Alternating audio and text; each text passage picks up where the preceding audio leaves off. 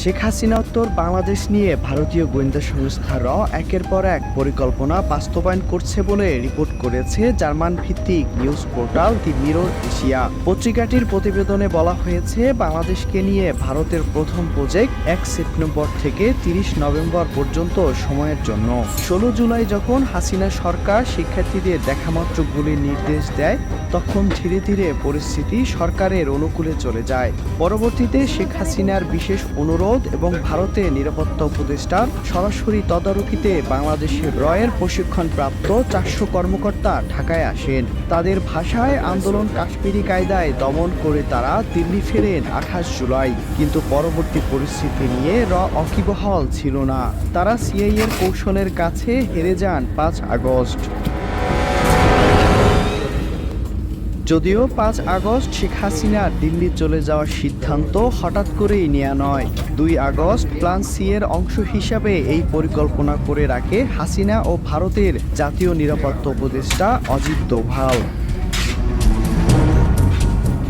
ভারতের পরবর্তী পরিকল্পনা কি হতে পারে তা নিয়ে গেল 1 সপ্তাহ ধরে অনুসন্ধান করেছে দ্য মিরর এশিয়া।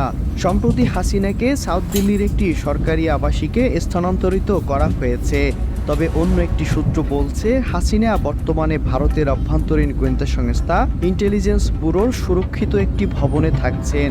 অতি সম্প্রতি ভারতের ডজনখানেক হাই প্রোফাইল মিটিং হয়েছে তার সাথে।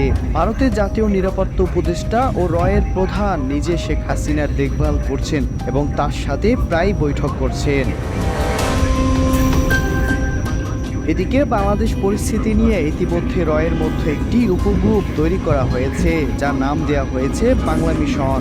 সম্প্রতি চিকেন নেক নিয়ে বৈষম্য বিরোধী ছাত্র আন্দোলনের অন্যতম সমন্বয়ক হাসনাত আবদুল্লাহর মন্তব্য ও 7 সিস্টার নিয়ে সমন্বয়কদের কারো কারো বক্তব্যকেও আমলে নিয়েছে বাংলাদেশ নিয়ে গঠিত গোয়েন্দা উপটিম বাংলা মিশন। তাদের প্রত্যেকের ফেসবুক স্ট্যাটাসকে হিন্দি ও ইংরেজিতে অনুবাদ করে ভিক্টর 2 এর টেবিলে দেয়া হয়েছে। ভিক্টর 2 হলো রয়ের মতো একটি প্রোটোকল, যার কাছে বাংলাদেশ সম্পর্কিত সর্বশেষ সিদ্ধান্ত নেওয়া হচ্ছে। এছাড়া সম্প্রতি হয়ে যাওয়া গণ অভ্যুত্থানকে তারা একটি দার্শনিক ও ঐতিহাসিক ভিত্তি দিতে চাইলে বাংলাদেশের জাতীয় ইতিহাসে মুক্তিযুদ্ধের একচ্ছত্র বয়ান ক্ষুণ্ণ হবে বলে মনে করছেন, যা ঢাকায় ভারতের সফট পাওয়ারকে দুর্বল করে দেবে। এই গণ অভ্যুত্থানের চেতনাকে বৃহত্তর পরিসরে গ্রহণ করা হলে রয়ের দ্বিতীয় পরিকল্পনা রিসেটেল আওয়ামী লীগ 2025ও খুব কঠিন হয়ে যাবে।